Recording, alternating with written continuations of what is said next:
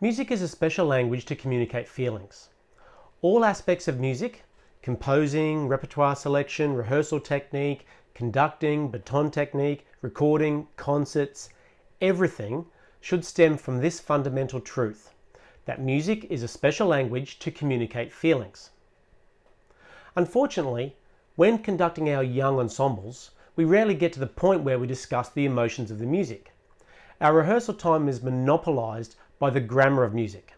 Rhythms, pitch, articulation, dynamics, tone, balance, intonation, usually in that order. If there's any rehearsal time left before the concert, we may get to the emotions, but it never seems to be a priority, especially when the sax section is still mixing up their Fs and their F sharps. And furthermore, the majority of us are well satisfied with the performance if it is technically correct, and barely are we concerned about that fundamental truth that music is a special language to communicate feelings.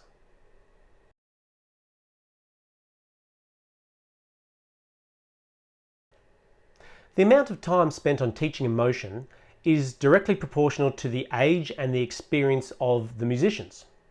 Young ensembles get conductors who rehearse the grammar of music.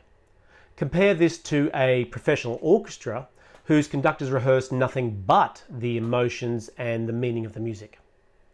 As school teachers, I think we believe that if we get the chance to conduct more experienced musicians, such as an honour band, that we will then have the opportunity to rehearse the emotional aspects of the music. However, when this chance comes, we aren't skilled in rehearsing or teaching emotions. We feel very self-conscious and we default to what we do every day, and that is we try to create a technically perfect performance, but on music that is a grade level more advanced than our usual day job. The students in the audience, they may come away very satisfied, but that's only because they have never really experienced a performance that was truly cathartic, where the emotions you experience stay with you long after the music is finished.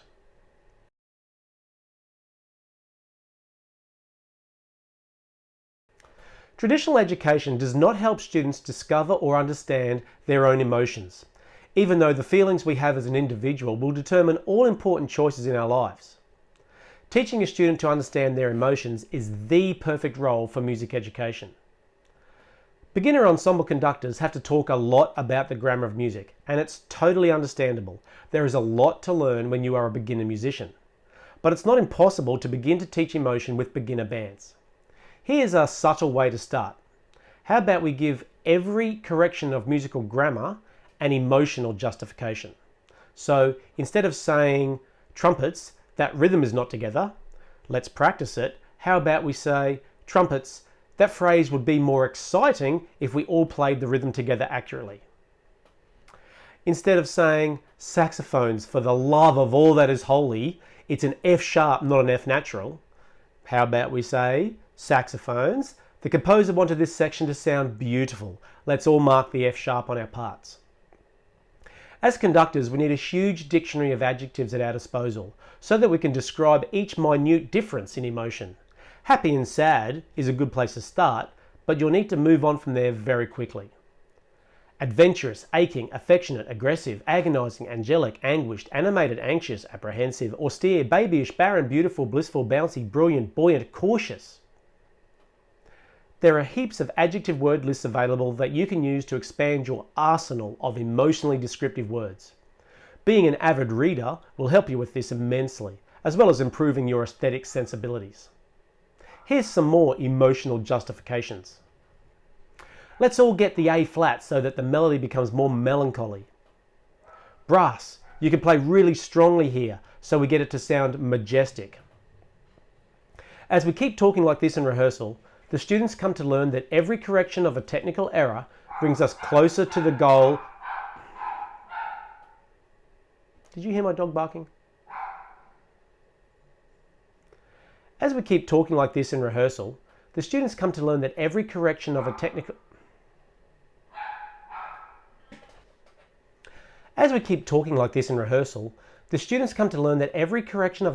error brings us closer to the goal of reflecting the composer's intended emotions. Even if your concert is not technically perfect, You'll have a much greater feeling of satisfaction from remembering that the fundamental truth is that music is a special language for communicating feeling. An exciting, gorgeous, inspiring concert is much better than a technically perfect one.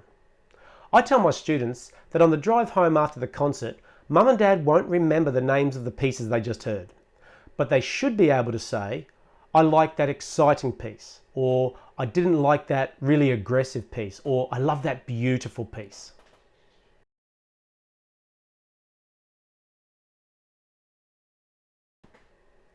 Through rehearsals like these, the students start to understand what different emotions sound like and what they feel like. This is one of the most important ways that music teachers can contribute to the lives of their students, by giving them a safe environment where they can come to know themselves. Very young students don't even have the vocabulary to describe some of their own emotions. The rehearsal room is the place where students can learn to identify and control these often negative emotions. Emotions like frustration, boredom, fear, and anxiety.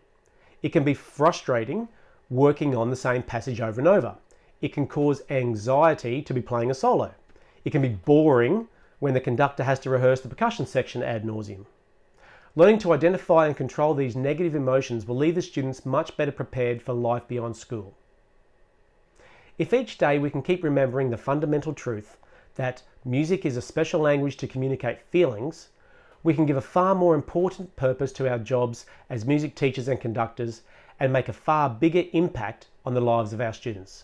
See you next time.